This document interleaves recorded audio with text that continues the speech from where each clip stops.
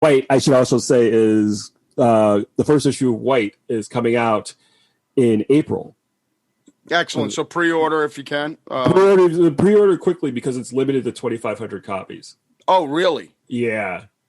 Okay. The single issues are limited to 2,500 copies. I got to get myself a copy. I have a copy of the Black Lives Matter special New York Comic-Con edition of Black, and I have it signed by Tim Smith III and signed by you, but I don't have Kwanzaa's signature on it, so I got to get Kwanzaa's signature on it. Hopefully October, knock wood.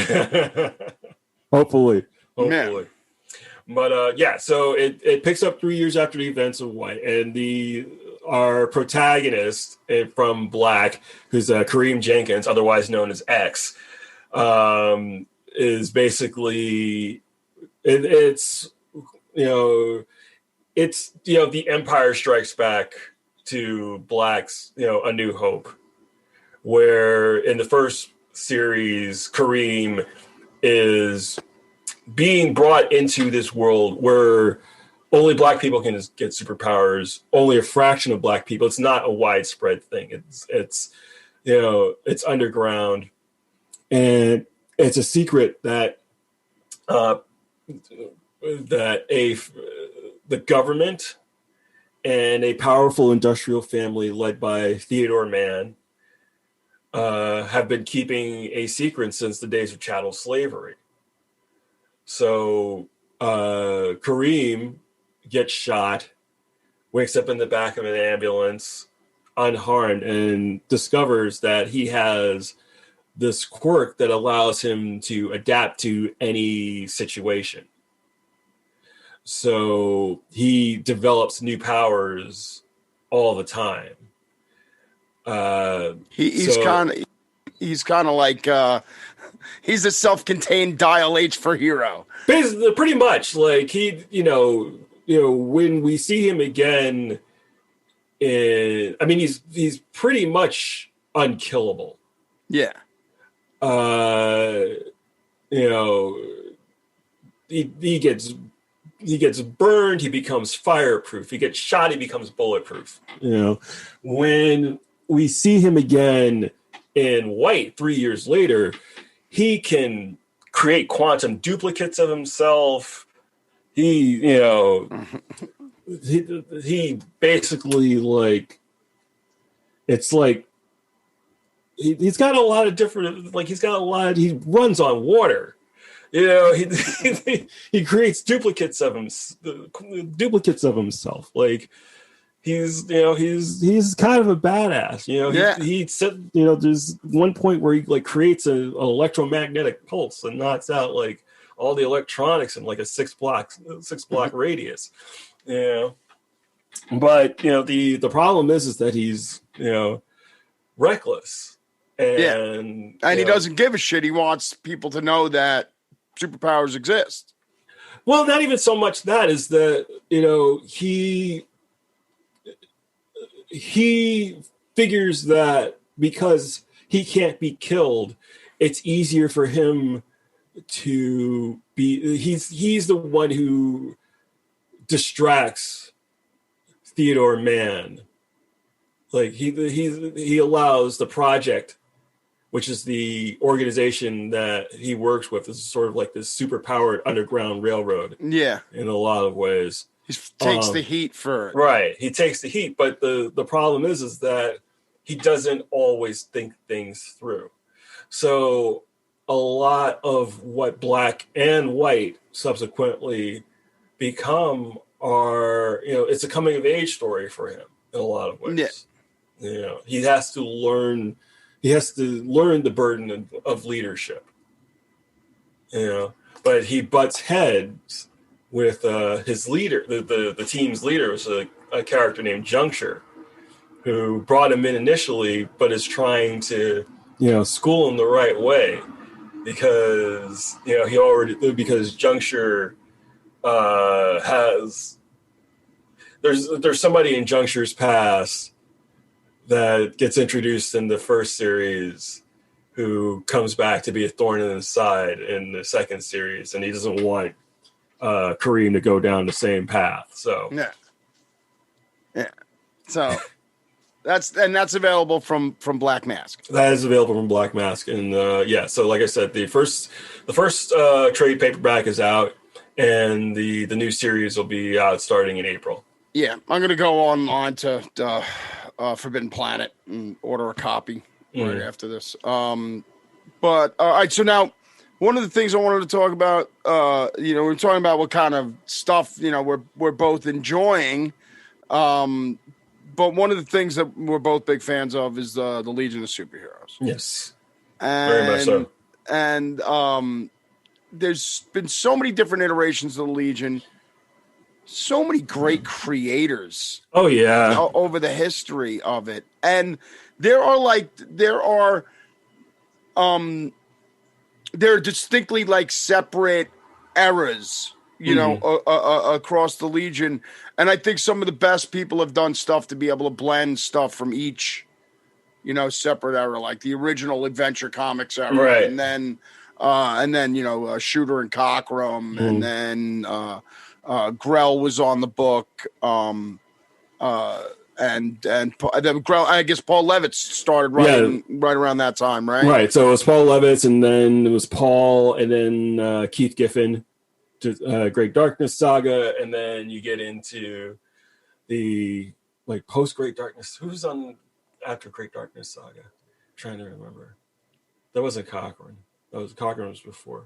Yeah. I know that later on after that, Steve Lytle eventually came on the book. Yeah, he was on it for a long time. Yeah. Who just recently passed, way too young. God bless him. Yeah.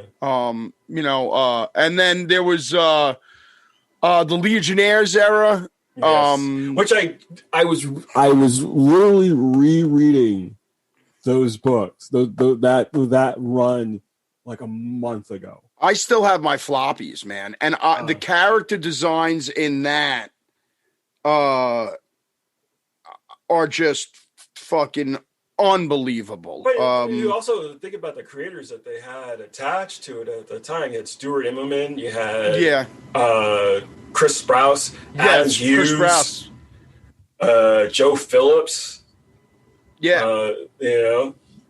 was a freaking murderer's row. Yeah, and I like that's one of the things. Like I would like to see. That's something that I kind of like about Bendis's recent run with Ryan Sook's doing the character design.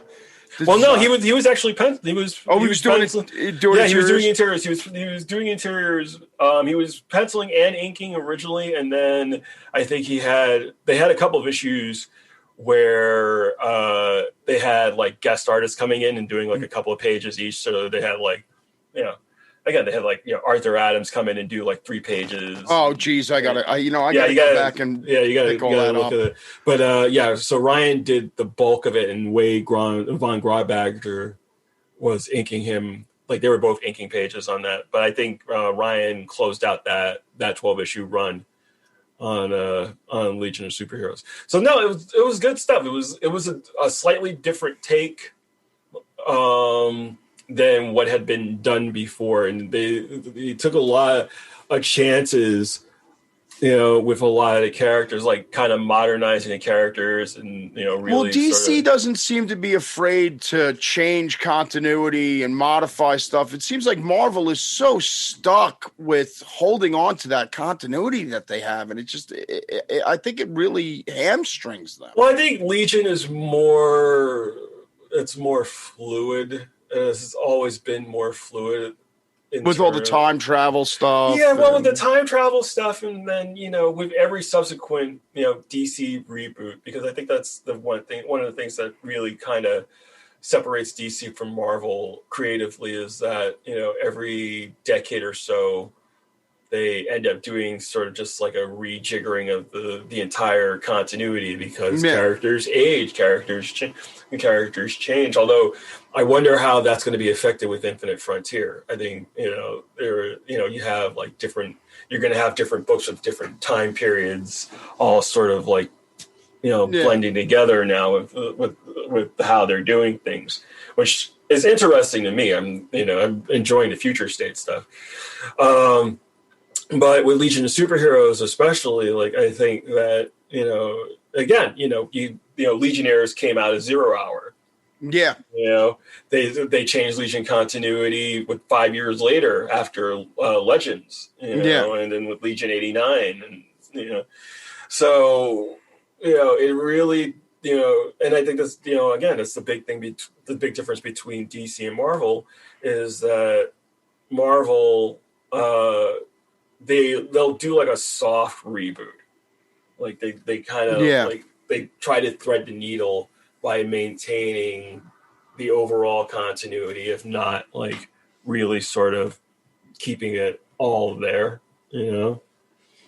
So yeah, and also Marvel in recent times has also had the difficulty of having so many of their characters cinematically under different people's umbrellas. Right.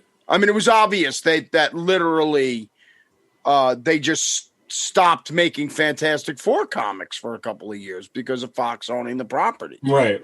We're trying to find a way around it. We're not making them as prominent. But it's kind of the same thing that they tried to do with making replacing mutants with Inhumans, or wanting to replace mutants with Inhumans because they could control what they did with ancillary media in terms of the Inhumans, as opposed to Fox having the X-Men rights. So instead of trying to find a way to do what they did with, like, say, Spider-Man and share the rights with Fox somehow, they just decided to try and sideline them creatively in the comics. Right on. All right, so let's do a little quick stunt casting. Okay. If we're going to do a film version of Legion of Superheroes. All right? Okay. All right, so start off with the original three. All right, we got Lightning Lad, Cosmic Boy, Saturn Girl, correct? Right. So it depends on what you want to do, because in Bendis's Legion, Lightning Lad is now African American or black. I don't know if he's African American. Technically, he's from Wyneth, but well, you know what? I say keep that casting. Yeah, no, I don't have a problem. I don't have a problem with that. I think I mean, I'm so bad when it comes to actors, though. Like, I will almost be tempted to try and find, like, if I were doing it, I would almost be tempted to just fill it with, unknowns, or, I think, what's the kid from Caleb, I forget his last name, the actor from Stranger Things. Oh, yeah, geez, I can't remember. I think he'd probably be really good in the part. Yeah, and he's starting to grow up, man. Yeah. He's getting, it's like, I would love to see them try and do something with it on the CW. And the overall casting on those shows is great. Oh yeah, no, I could, I think I forgot who I said this to, but I could almost see, if they were going to do it on the CW, I could almost see them sort of doing a version of Legion Lost, like the new 52 version of Legion Lost, where they're trapped in the past and they're trying to make their way through modern Earth. Yeah, Legion Lost is a great series. Yeah, man. Both versions were actually really good. Yeah. But if I were to do a film version of Legion of Superheroes, my pitch for it would be sort of outward bound with superpowers. Yeah, no, I remember you said doing that as a comic too. Yeah. So the premise of that is the premise of that is that you have basically, it's one part Breakfast Club, one part Justice League. You've got like all these kids who were considered outcasts on their home planets, sent to Earth, which is considered like the backwater planet of the galaxy, and they decide they're going to be a superhero team because they saved R.J. Brand. That would fucking rock. So I think that would definitely be, because you kind of want one of the things that I really like a